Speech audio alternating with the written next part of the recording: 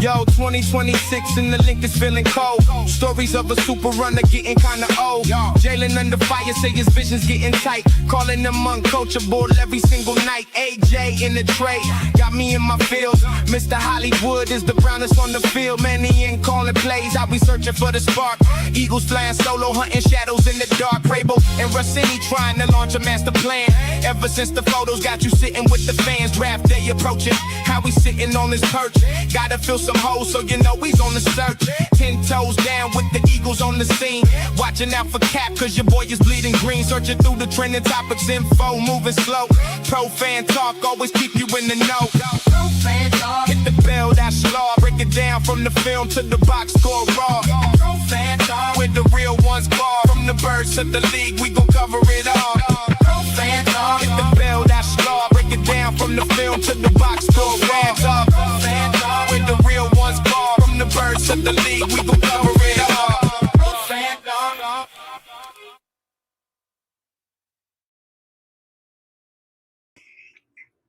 What's going on, y'all? Happy Wednesday to you. Happy Rainbow Wednesday. We had rainbows here in South Jersey after a little quick thunderstorm. My niece called my wife and said, "Did y'all see the rainbow outside?" And then my wife called me. She was like, "You see a rainbow out the window?" I looked out back. I didn't see nothing. Stepped out the front, and there it was. There it was. It was beautiful too. Took a couple pictures. Did it? Y'all saw my video. I put a 30-second video. I was like, gotta take a picture. Do a quick video with the rainbow, man. But what's going on? Happy Wednesday to you. Sitting here watching all of the stuff with the Eagles still going on. Little bit of AJ Brown talk. Little bit of AJ Brown talk. Most of it is from the outside looking in. I think everybody in Philadelphia kind of, most of the fans of Philadelphia have pretty much gotten over it. A lot of the conversation I'm hearing is still the other stuff. Stuff that I've exercised already. And yeah, I'm good with it, man. It's like everybody it's funny because AJ Brown is at a point now where it doesn't matter what he does. Folks is going to be mad at it.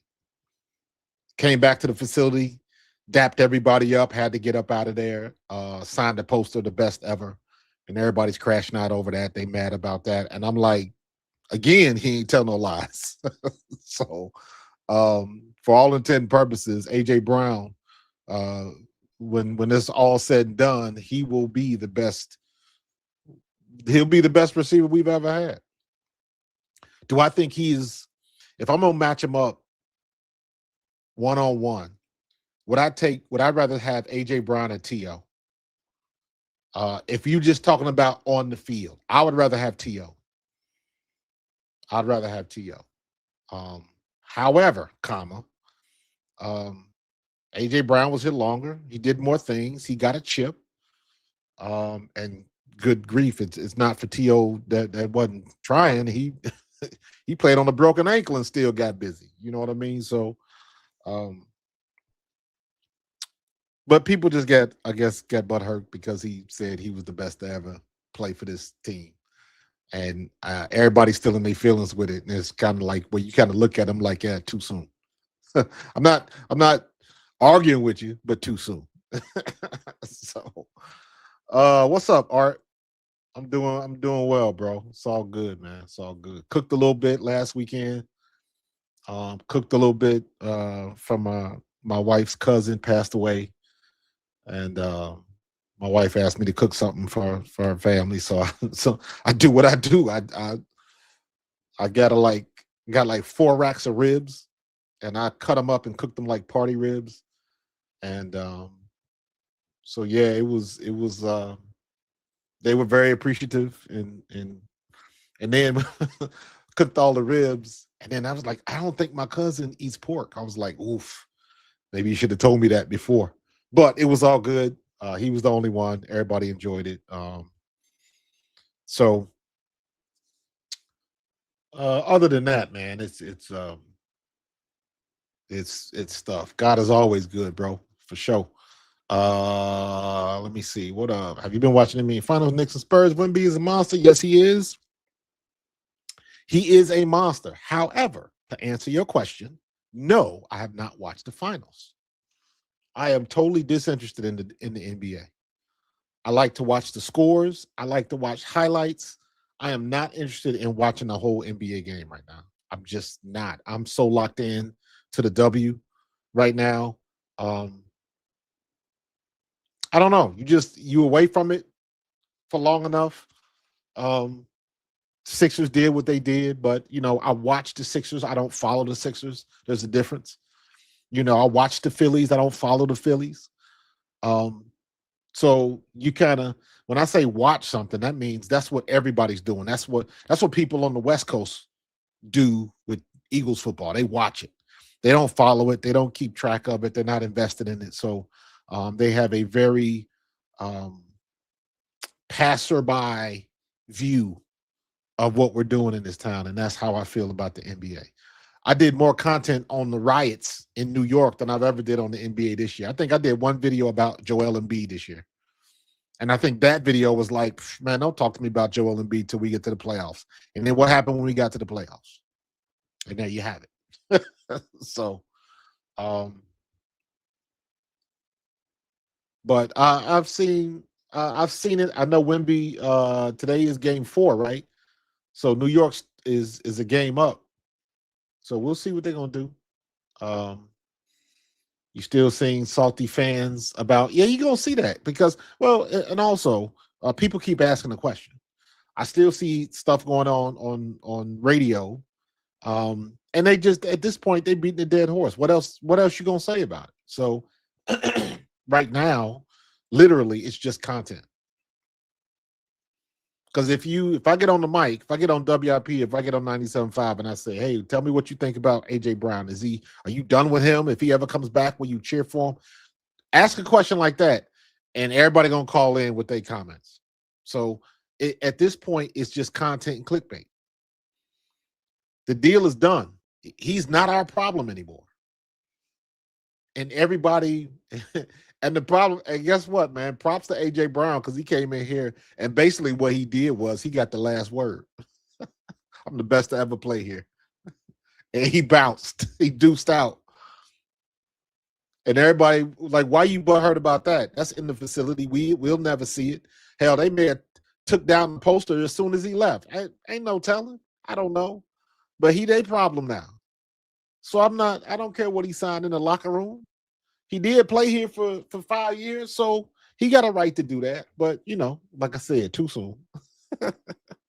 Everybody mad. And, get it out your system. Get it out your system. Because it's going to be a crazy preseason game when we play the Patriots and we do that joint practice. I want to see Rick Woolen. I want to see Rick Woolen and AJ Brown go at it. You talking about a 6'4" with 4.3 speed, 4.2, 4.3 speed, going up against AJ Brown. I want to see that. Plus Quignon and all that kind of stuff. Yeah, man, I'm looking forward to it. I'm looking forward to it. That'll be the biggest event in training camp. I'm telling you. It would not surprise me if ESPN is there, if all of the major networks, NFL Network, all of them. It wouldn't surprise me. This is going to be a big deal because I don't think that they're going to play. I would guess that AJ Brown's probably not going to play in preseason. They're not going to risk him getting dinged up or something like that over something silly. So they'll probably go through the joint practices, but he ain't going to do much in preseason. You save him for the regular season and keep it moving. So, don't do nothing stupid because you're trying to send a message in preseason. You can't send a message in preseason because it's preseason. Don't get nobody hurt doing stupid stuff. That's the last thing you want to happen. So, Q is already locked up the diva. I think I was just reminded of this today, and I saw. Let me see. I put this up on my Twitter feed, and I want to see. I think we have. all forgotten. Did I put it up there? I think we have all forgotten. This was it. Yes, this was it. It was a video clip. I don't know what show they were on. I Am Athlete. I don't know, but it was Ocho Cinco talking to Darrell Revis. And I made the comment, like, I think most of today's fans have already forgotten how good he was. People, we talk about Revis Island, but he played for the Jets. And the Jets, his whole time, Jets weren't any good. But because he played for the Jets, I still think people underestimate how good Darrell Revis actually was. To lock up Randy Moss, Calvin Johnson, Steve Smith, Ocho Cinco, and who else? I think he named a fifth one on there, but it's like y'all forget how good he was, man. He was damn good. So, and I'm saying all that to say, I'm looking at our defense as it exists today, the moves that we have made. We got Quignon, we still got Coop, Andrew McCuba's coming back, and we got Reek Woolen. Zach Bond, Hyde Campbell gets the nod now. So now he can cut loose because he's the true outside linebacker. Man, we got our defensive line is tough again. We got a defense, man. And I said this, I want to say in 22. No, excuse me, in 24. The defense, the gangrene defense is back because we had that year in 23 that was embarrassing. But the gangrene defense is back, man. Teams are gonna fear the Eagles defense. Our big question mark is right now with all the changes on offense, are we going to get it together and have this offense moving in a good direction by the time the season gets around here? Do we have a good grasp on the offense? That's what it comes down to. I know Jalen can play. I know Devontae can play. I know Mekhi Lemon can catch. I know our offensive line is finally healthy. But can we put it all together is the question. Can we put it all together? And we'll see when we go to the joint practices and we doing the stuff when camp starts. But right now, defense always has the advantage. Defense always has the advantage because you got so many new pieces on offense. The offense is always going to struggle because for offense to be successful, everybody has to be on the same page. Everybody has to be in sync. And then you got a lot to learn. Well, you in a system now where the first and second year vets, the rookies that were rookies last year, now they second year vets. They got the biggest advantage actually because they haven't been in a pro system for very long. So the abrupt change coming from, college to your rookie year, you kind of used to it. And now you got to learn something else new, but so does everybody else. It ain't easy for somebody that's been doing something a certain way for 8, 9, 10 years. Now, all of a sudden, they got to switch it up. So the young players get the benefit because the learning curve is tough for everybody. So that can be a benefit to the Eagles, especially to some of the young players. So we'll see what's going to happen with that. And then also you got to realize that Sean Mannion, it does him no good to have something that's so complex and can't anybody grasp. And then we walk into the season with that. And you steadily looking like, yeah, we got to give it time. And, we ain't on no 2-year plan. Them days is long done. So you got to get that offense humming as soon as humanly possible. So we'll see what they're going to do with that. A lot of solving for X, like I like to say. And then they figure out what we're going to do against the different defenses. And now we got zone blocking and all that kind of stuff. I heard Barry Brooks talking about this the other day, and he was talking about the benefits, the pluses and minuses of using a lot of motion.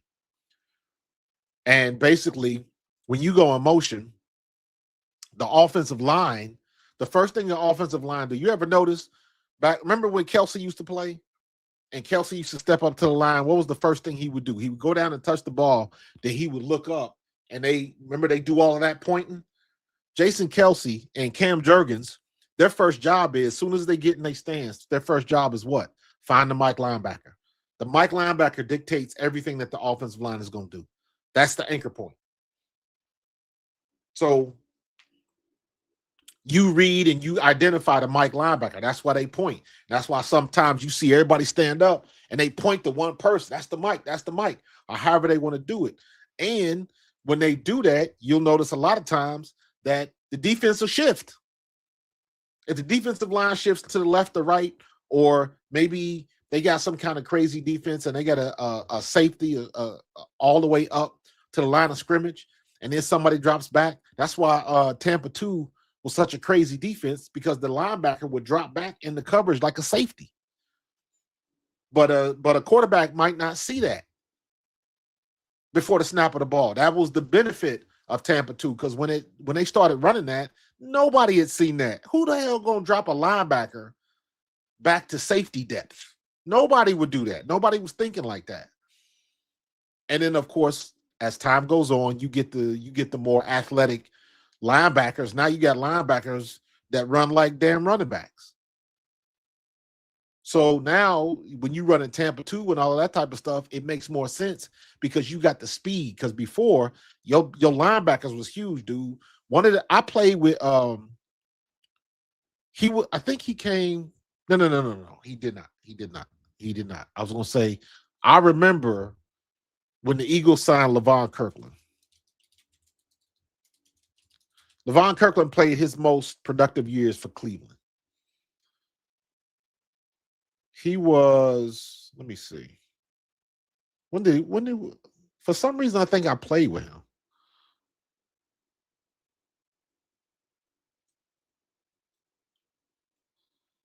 Let me see. Pittsburgh. Nah, nope. Did not. He spent most of his time in Pittsburgh. He spent 9 years in Pittsburgh, a year with the Seahawks, then he came with the Eagles. And the Eagles was his last year in 2002. But Levon Kirkland was huge. That was a big boy. That was a big Mike linebacker. 6'1", 275. When he was at his peak, he was probably like 260. For a linebacker, that's ginormous, man. But back then, Mike linebackers were just run stuffers. You wasn't putting a Mike linebacker in coverage. No, you just wasn't doing that. But I'm saying all that to say, now all your linebackers are built like wide receivers. We had a few fast linebackers. Now, Seth was big and fast. Byron Evans was just big. Byron Evans was one of them tall dudes. He was a big dude, but Byron had kind of like skinny legs, but Byron had them long arms. And then you had Willie T. That's when because people forget Willie T was like a free safety at Texas A&M. So they move into linebacker, and basically you had somebody with with receiver speed playing linebacker. Couldn't nobody outrun T. People forget Willie T and Seth. Those two linebackers, very rare.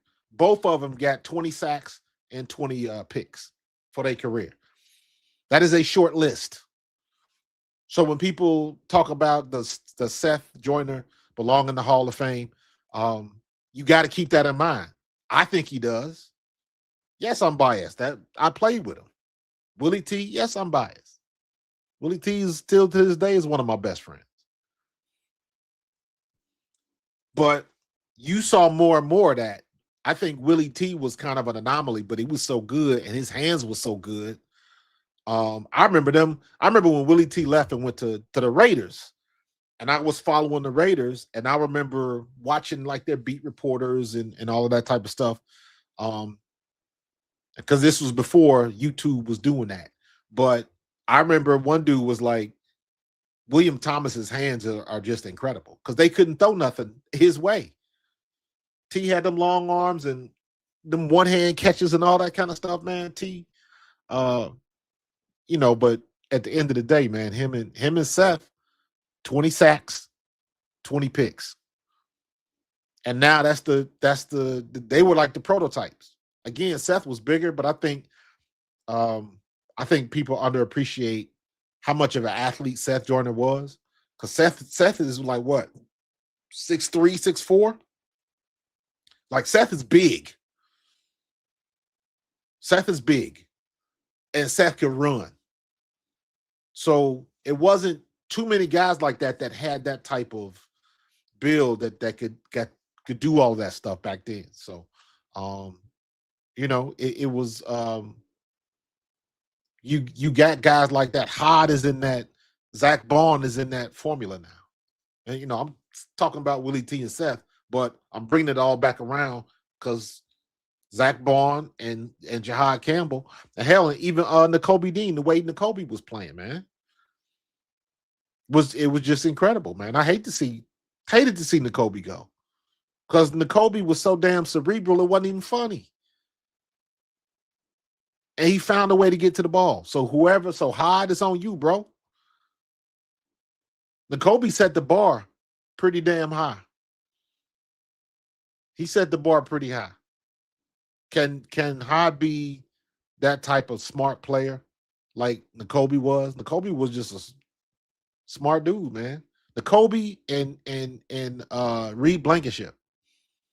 Nakobe, obviously, because he was the draft pick, but Reed Blankenship was a free agent. Not the fastest, not the biggest, but always knew where he was supposed to be. That makes all the difference in the world on a defense. You know where you're supposed to be. And he got up in there as a rookie and was doing work as a rook.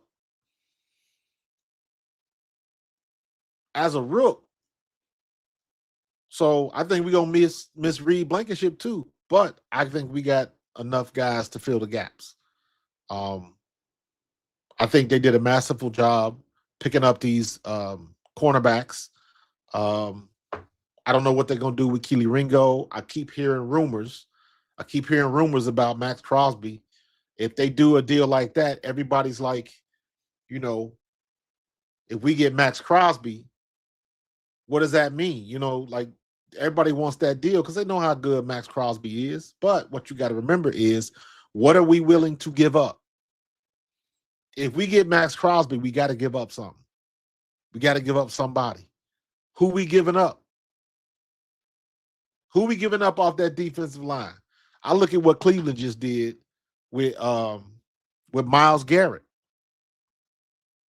They traded Myles Garrett. But if you was to get anybody from the league, Jared Verse, bro, you just traded one for 1A. That's not a big step down, in my opinion. And I'm saying that knowing good and well how good Myles Garrett was. But I also know, and I know I got a video about this somewhere that I did last year when we played the Rams. I was like, Jared, because I remember when Jalen Carter tried to intimidate Jared Verse's rookie year? I think he went up and said something to him in warm-ups or something like that. But Jalen Carter tried to intimidate him. I was like, man, shout out to Jared Verse because he didn't fall for no nonsense. And guess what? He showed up. He showed up. If not from Jared Verse always shows up when we play the Rams. I ain't got nothing but respect for that dude because he don't talk a lot of trash, but he balls the hell out. I got nothing but respect for Jared Verse. He's one of the dudes from the Rams that I do like because he backs his shit up. He backs it up. So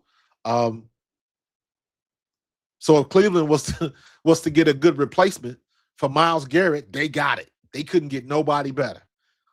He went up there and basically just deboed Dylan Gabriel for his number 8 jersey. Dylan Gabriel wearing number 6 now. It's a shame. But he just deboed him, man. Give me that jersey, Craig. So, but yeah, man, our defense is tight. Our defense is we good. We good.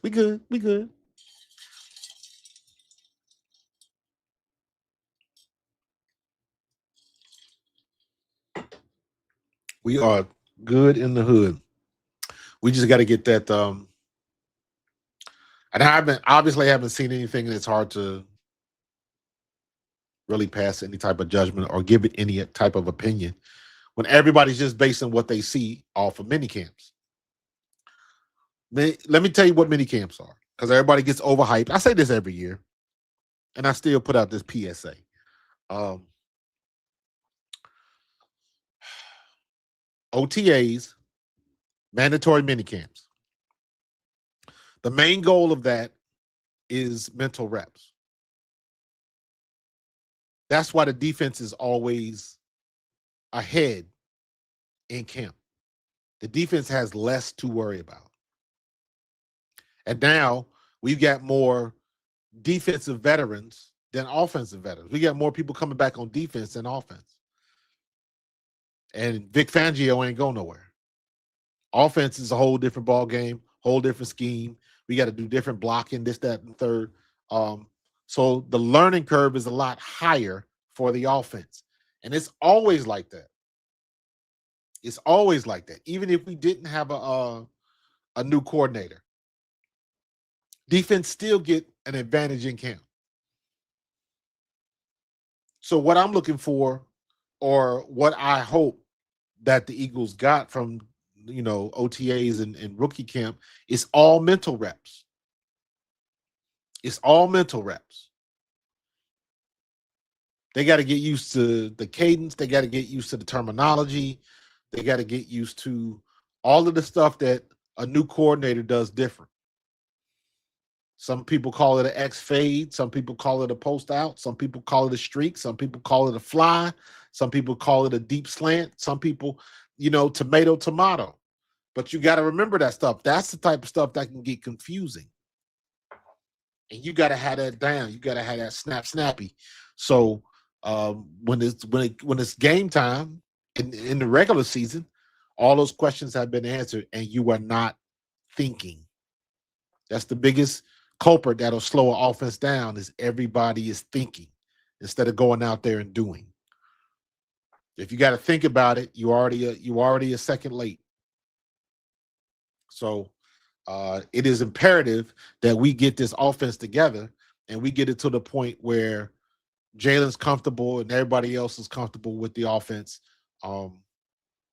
passing or receiving. It however you want to put it. We got to get that together. We got to get that together. And I think they are. I definitely think they are.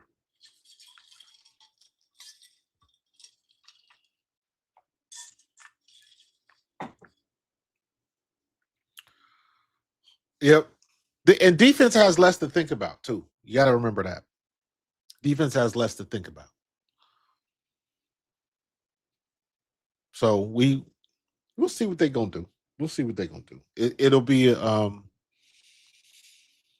you'll know when it clicks for Jalen. Let me say it like that.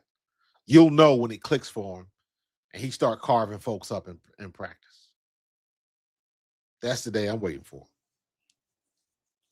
Because it won't be too long. Won't be too long. So people say people sleep on Nolan because they believe he's injury prone. Great run blocker. His pressure rate is there, and he's near the top of the list in getting chipped. Yeah, but the whole injury thing is fair. That's a fair criticism. He's great when he's on the field at 100%. So we got to keep him on the field. I don't know what they're going to do different. We'll see. I like the way he plays. He's like a Mack truck coming through there. He can bust up a pulling guard. That's how strong he is. So, but we'll find out. Like I keep saying, we'll find out. I believe in our offensive line. I believe that Cooper is going to be a good coach. We can't be as bad as we were last year with all the injuries on the O-line. I think we'll be better just by proxy with that. So it's good. It's good. So we'll see. We'll see. we'll see what they have, what kind of stuff they're gonna pull out their hat. Um, and it's the Charmaine's not in a great position because you want to show so many things in camp, but then you don't want nobody to see what you're doing. So we're gonna have some secrets. We're gonna have to let some people play. Oh, Spurs up by 25. That's what's up. I don't mind that. I like Spurs.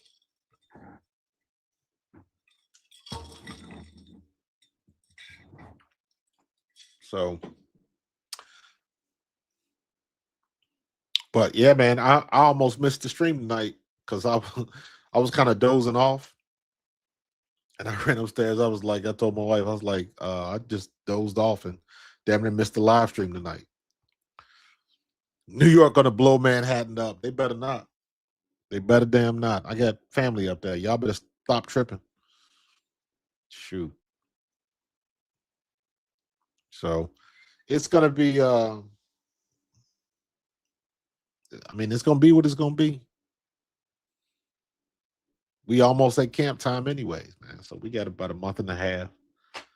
And then we'll be ready to rock and roll. All that nonsense is over with. We ain't got to worry about nobody getting traded. We ain't got to worry about Donna Rossini or Mike Vrabel anymore. It'll be beautiful, man. What you say? I was neutral in these finals, but what happened outside after Game 3? I want the Spurs to win. Yeah, I don't disagree with that. I don't disagree with that at all. The New York fans was wilding out big time, big time.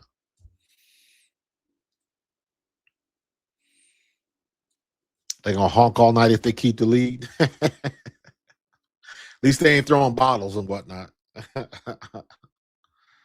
So, but in any case, man, I'm gonna get up out of here, man. That's I was just quick. I was working. I still got to get my new theme song together. I'm trying to figure out a way to keep the theme song music, and just get some new lyrics to it. But of course, AI is not. You got to do extra work, but I'm working on it. I'm working on it. So, um, should be fun. Should be fun. I'm looking forward to it. I'm looking forward to the Eagles. I'm ready to go. Um, it's gonna be a good year for us. It's gonna be good year for us for sure. So I didn't want to stay with y'all long tonight. We rocked about 30 minutes. That's good. That's good. I don't want to be up late tonight. Um, so I'm gonna get up and get out and get something. Don't let the days of your life pass by. Little outcast for you. Or no, was that outcast? That was Goody Mob, wasn't it? You need to get up, get out, and get something. Was that Goody Mob or was that outcast? Because I know old boy from, Niles Barkley, whatever his name is from Goody Mob, he rapped on that. So I think it is Outcast with guest starring, the Goody Mob was on there. But in any case. All right, y'all. I'm gonna get up out of here. Gotta wash the dishes and I'm chilling out. I might mess around, try to go to bed early tonight. So working on some new stuff, man. Thinking about buying some new equipment. Um, yeah. You know me, man. Always trying to step the game up. So Outcast. Oh, UT cast. So get up out that ass.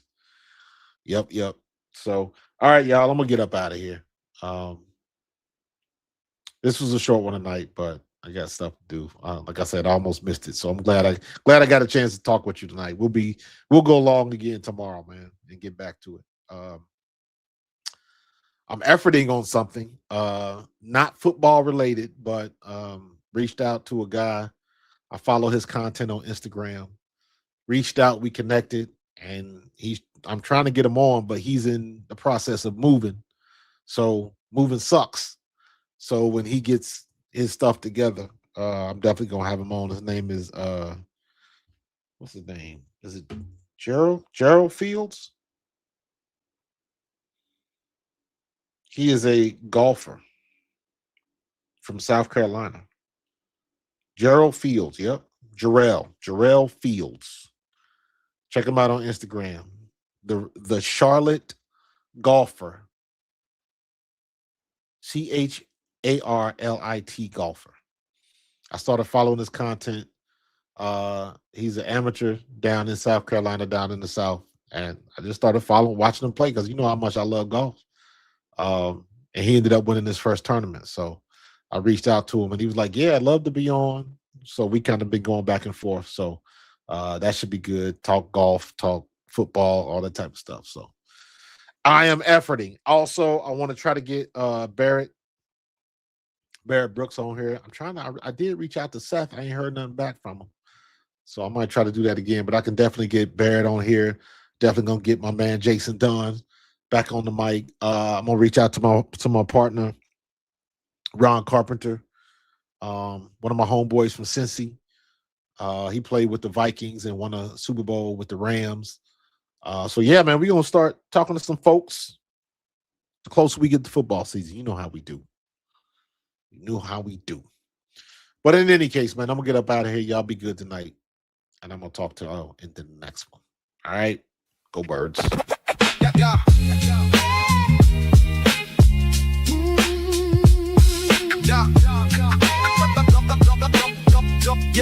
Yeah. Yo, 2026 and the link is feeling cold. Stories of a super runner getting kinda old. Jalen under fire, say his vision's getting tight. Calling them uncoachable every single night. AJ in the tray, got me in my fields. Mr. Hollywood is the brownest on the field. Man, he ain't calling plays, I'll be searching for the spark. Eagles flying solo, hunting shadows in the dark. Crable and Rossini trying to launch a master plan. Ever since the photos got you sitting with the fans. Draft day approaching, how we sitting on this perch. Gotta fill some holes, so you know he's on the search. 10 toes down with the Eagles on the scene. Watching out for Cap, cause your boy is bleeding green. Searching through the trending topics, info, moving slow. Pro fan talk, always keep you in the know. Pro fan talk. Hit the bell, that's law. Break it down from the film to the box score raw. Pro fan talk. Where the real ones bar. From the birds to the league, we gon' cover it all. Pro fan talk. Hit the bell, that's law. Break it down from the film to the box score raw. Pro fan talk. Where the real ones bar. From the birds to the league, we gon' cover